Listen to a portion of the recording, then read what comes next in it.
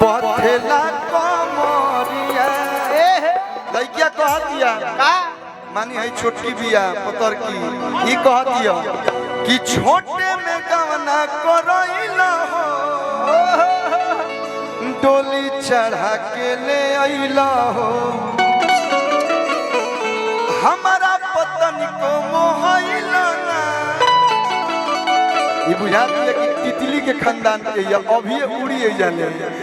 अरे कि हमारा पतन को मोहइला ना आखी संगही से जरिया डसैला लजाती आई हो जानली समय लेकिन भाव कोई हंस आखी छोटे में गवना करइला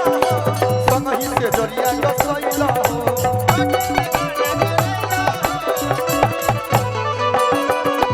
हमारा पतन को मोहइला ना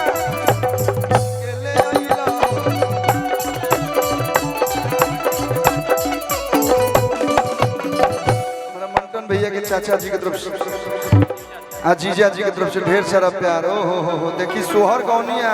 आशीर्वाद ना मिलली होइए नहीं के सकत बहुत सारा प्यार कि नरमी कलैया चुकाई दी हला कोरा में दबाई दी हला कोरा में दबाई दी हला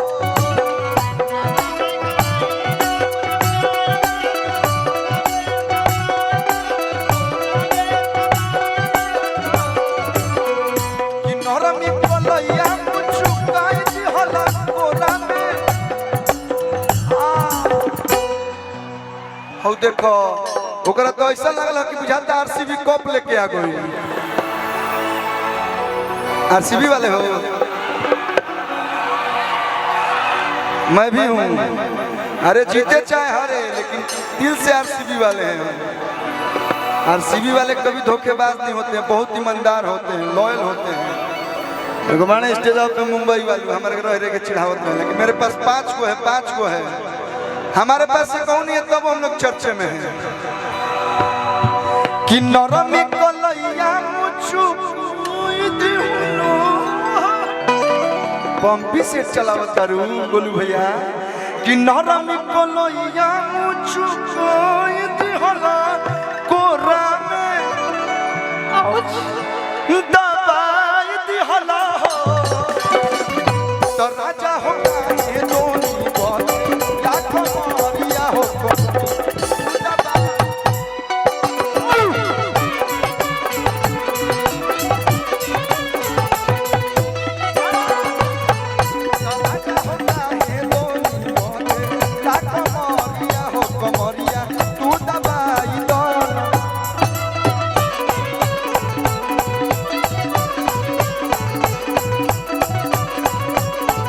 तो राजा होता है दोनी बोथे कमरिया तू दबाई दो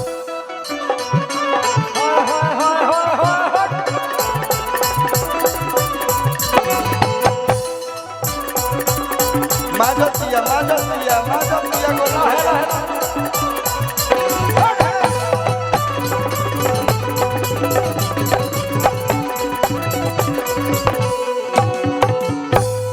वाह अच्छा लागल हो तो तनी ताली बजा के बीच में बजावत रही लोग